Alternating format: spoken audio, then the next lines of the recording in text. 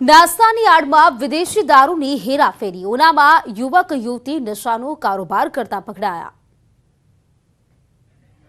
કોઈને સપનામાં પણ ખ્યાલ ના આવે કે બટેકા પૌવાની આડમાં કોઈ દારૂની હેરાફેરી કરી શકે, પરંતુ કાયદાના લાંબા હાથ સામે નશાનો કારોબાર કરતા યુવક યુવતીના હાથ ટૂંકા પડ્યા. ઉનામાં ઇકો કારમાં બટેકા પૌવાની આડમાં દારૂની હેરાફેરી કરતા હતા.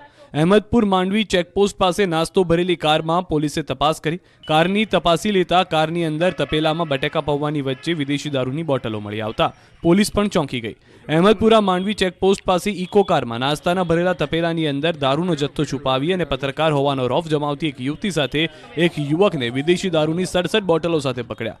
આ ઉપરાંત કાર સહિતના 1.5 લાખથી વધુના મુદ્દામાલ પણ જપ્ત કર્યા. મકર સંક્રાંતિ તહેવારના નામે બાળકોને નિયમિત નાસ્તો, પતંગ તેમજ દોરીનું દાન કરવા નીકળ્યા હોવાનો ઢોંગ કર્યો, પરંતુ પોલીસની પકડથી તેઓ બચી ન શક્યા. થોડીવાર તો યુવતીએ પોતે પત્રકાર હોવાનો પોલીસ સામે રોફ જમાવ્યો, પરંતુ પોલીસ સામે કંઈ ન ચાલ્યું. પોલીસે વધુ તપાસ કરતા બેગમાંથી દારૂની બોટલનો જથ્થો, એક બૂમ, મોબાઈલ તેમજ કાર સહિતનો મુદ્દામાલ મળી આવ્યો.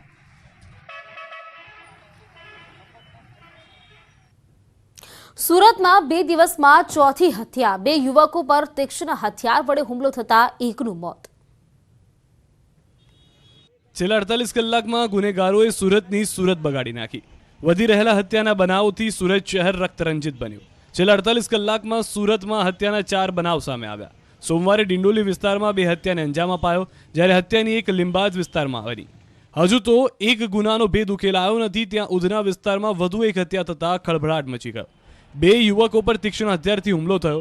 લોહી લુહાણ હાલતમાં બંને યુવાનોને હોસ્પિટલ લઈ જવાતા ટૂંકી સારવાર દરમિયાન એકનું મોત નીપજ્યું. હુમલાખોરો રેમ્બો, ચાકુ સહિતના તીક્ષ્ણ હથિયારો ઘટના સ્થળે જ ફેંકીને નાસી છૂટ્યા હતા. હુમલાની આ ઘટના જાહેરમાં બનતા અફરાતફરી મચી. બંને યુવકો પર 4 થી 5 જેટલા શખ્સોએ તીક્ષ્ણ હથિયાર વડે જાહેર હુમલો કર્યો. યુવકો પર જીવલેણ હુમલો કરી હુમલાખોરો ફરાર થઈ ગયા. આ ઘટના પાછળ યુવતીને લઈ અદાવત ચાલી રહી હોય તેવી પ્રાથમિક વિગત સામે આવી છે. સુરત પોલીસે વ્યાજખોરો સામે ગાળિયો કસ્યો. ઝોન 5 વિસ્તારમાં 30 ગુના દાખલ કરાયા.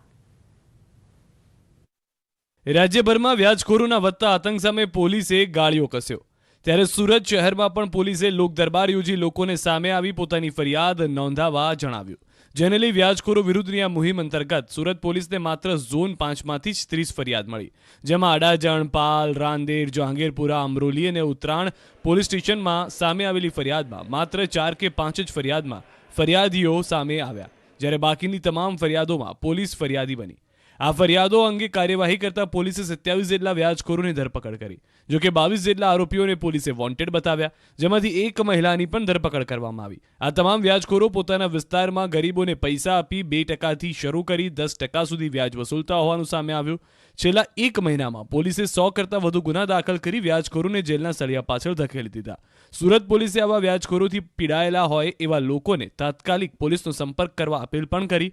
પોલીસ આ પ્રકારની કડક કાર્યવાહી આગામી દિવસોમાં પણ ચાલુ રાખશે તેવું સુરત પોલીસ કમિશનરે જણાવ્યું. અગાઉ ક્રાઇમ બ્રાન્ચે પણ 16 ગુના દાખલ કરી આરોપીઓની અટકાયત કરી હતી.